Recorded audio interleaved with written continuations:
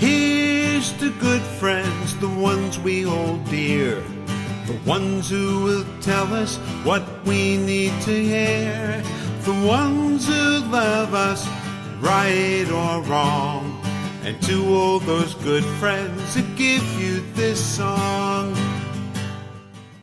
Well, hello, good friends, and welcome back to The Last Walk, Remember When, with your host, Ron Baumbach. And it's storytelling time. It's fun time. We're going back in time to the days of your lives. So, get up off your easy chair, walk over to your fridge, reach way in the back and get a bottle of Hires root beer.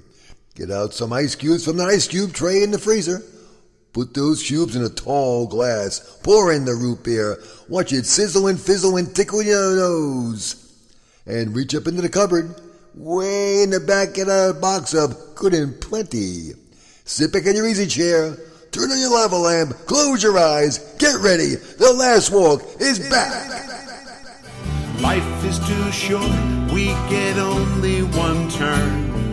With luck we find beauty, but we sometimes get burned. But if you've had a true friend, or perhaps in love, you've experienced a piece of heaven above.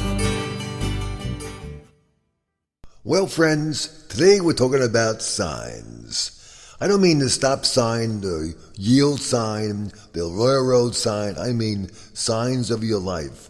Signs from everyday happenings that in the grand scheme of things may mean nothing or may mean everything. When I first wrote this book, as some of you may know, the radio show I do is based on a book I wrote about growing up in the 50s, 60s, and 70s. The opening of the book was kind of sad, and it's about my mom's passing.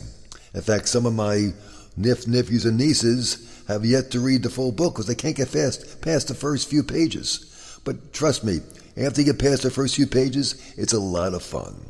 Anyway, I had a problem finding out how to name the people on my block and the people I put in the book. With the rare exception of two people who I did receive permission from, one the actor Brian Dennehy, who grew up 3 doors away from me around the corner, and another was the Honorable Roger Fay, who was the former mayor of our town, who I did receive permission from Brian's agent and from Roger himself. So I did have their names in the book. The rest, I obviously could not put the real names of people who I grew up with without their legal permission. Of course, I didn't think I did. So I searched and searched, how do I name the people on my block? Ironically, some people read the book and they pick out names I named the people in the book and they think they know them from the names I mentioned. But trust me, they're not the people's names. They're different. Anyway, I wanted to name the people on my block based after the 1962 Mets on one side of the street and 1969 Mets on the other side of the street. But one of my brothers said I couldn't do that. I needed to get permission, yada, yada, yada. And I was not about to search and get all these different people's names to get their approval. So I struggled. It was getting close to publication date. I needed to get this thing finalized. And I went to my parents' grave one day after work, driving back home. I pulled in and just happened to go there for a visit, which I occasionally did. And I remember standing there in front of their grave and saying, geez, Mom and Dad, I want to get this book out. I want things to be done. It's all finished. All I need is the names. Suddenly, I heard in the background bagpipes. That was about 5:30 in the afternoon. There was no funerals going on, nothing. And both of my parents, we had bagpipes play at their funerals. So it was something that they always wanted, they always cherished, they always liked the Irish sounds of music. I looked and looked, and I saw no one there, but I heard bagpipes. Finally, way in the distance, over some hills, I saw a gentleman in his kilts practicing with his one solitary bagpipe. And I said, maybe there's a sign here. I looked down at my parents' grave, and I said, how do I get the names? Suddenly something came over to me and said, look around. So I did. I walked up and down their row, saw all the names of the people that were on the rows they were at, and I thought, geez, these are Mom and Dad's neighbors.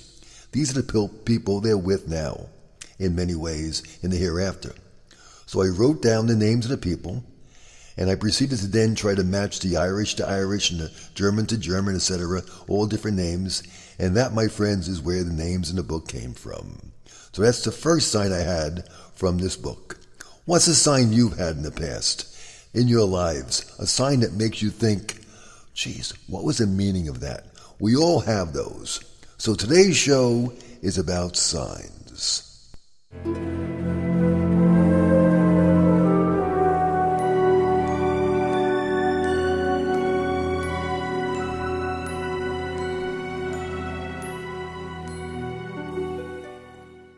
My father-in-law was a lover of animals.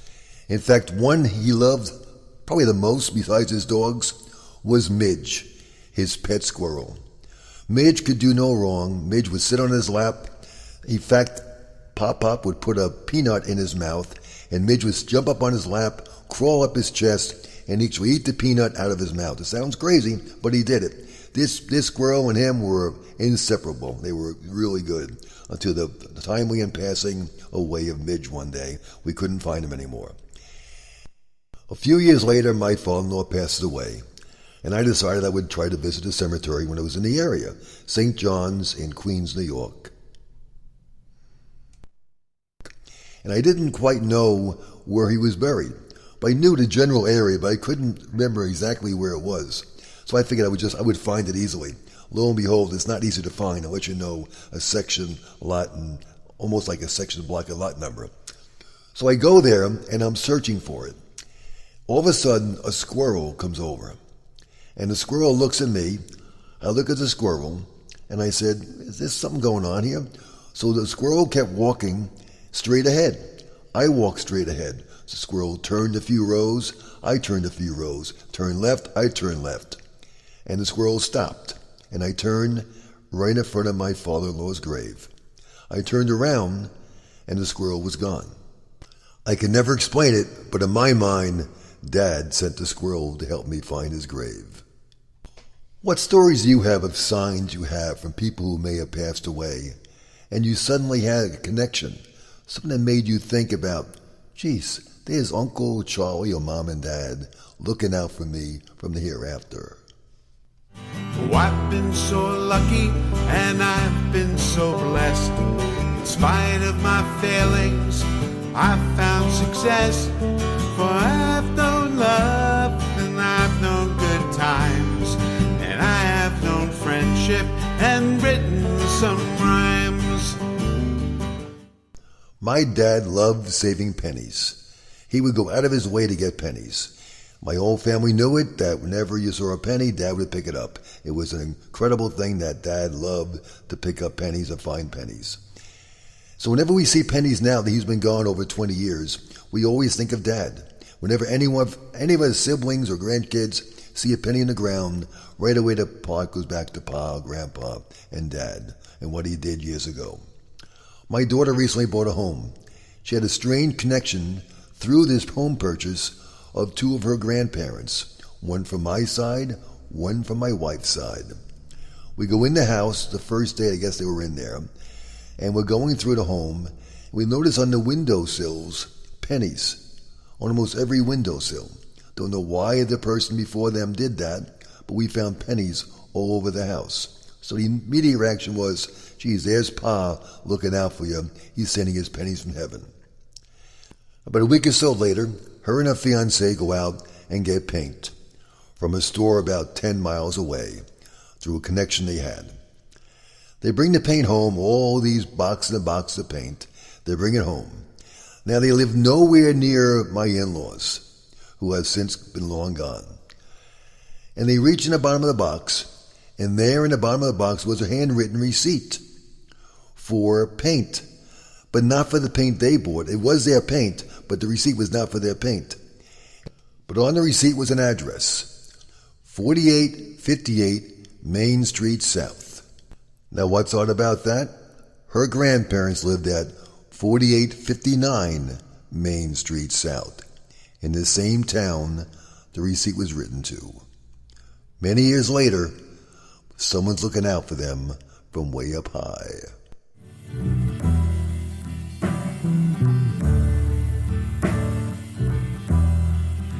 nights in white satin, never reaching the end. Letters I've written, never meaning to send. When my mom passed away, there was a big discussion we had about what dress do we lay her out in. Supposedly, she told, there's four of us in the family. Supposedly, we all had different stories of what dress it was she wanted to be in. This person's wedding dress, that person's wedding dress, yada, yada, yada. So we started searching the local dry cleaners, see if they had them. No, they didn't. We went through the closet, and we found a number of dresses. We narrowed it down to 2. We finally decided on one. I believe it was a dress from my wedding. So we put her in there, and we have her in, and she looks beautiful, and we go to the first day of the services. We come home to her house for dinner. All probably 15, 20 of us from the immediate family, and the in-laws and the grandchildren were all there together in the house having dinner. We reach in below the kitchen sink to pull out a bag for garbage, my niece and I. It's a small box you get with those Good Seal, whatever it might be, those bags that you pull out, and you pull them up. So we reached in the bottom, we pulled up the bag to come out of the box under the sink. As we do, a small piece of paper floats out of the bag, and it floats up in the air and floats down and lands on the floor. She picks it up, looks at it, holds it, and she's screaming. We said, "What's the matter? What's the matter?" She said, "It's Grandma, it's Grandma." It was a picture of my mother, a tiny little picture, the size of a thumb, in that dress. You can't make this up. We obviously realized we picked the right dress, and Mom was happy. 'Cause I love you. Yes, I love you.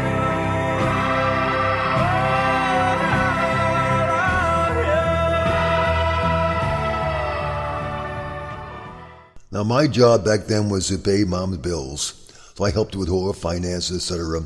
So when she passed, I kept doing that, paying the bills.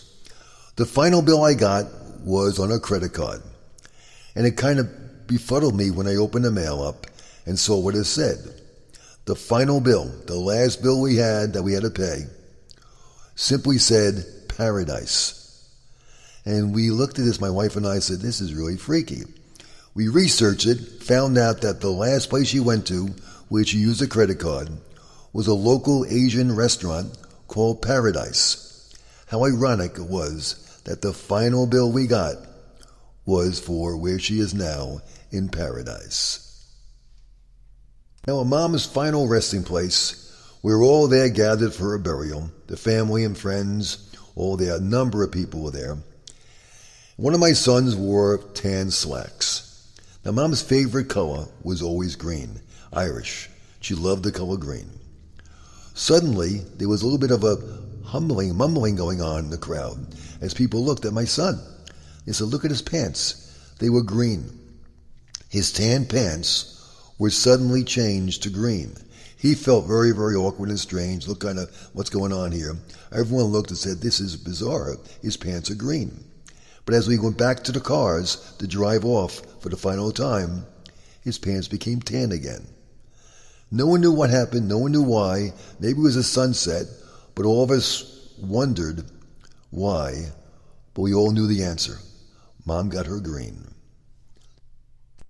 We all know the story about Noah's Ark and how God sent a message to the world that he would never again destroy the earth with water, and the symbol he would use would be a rainbow.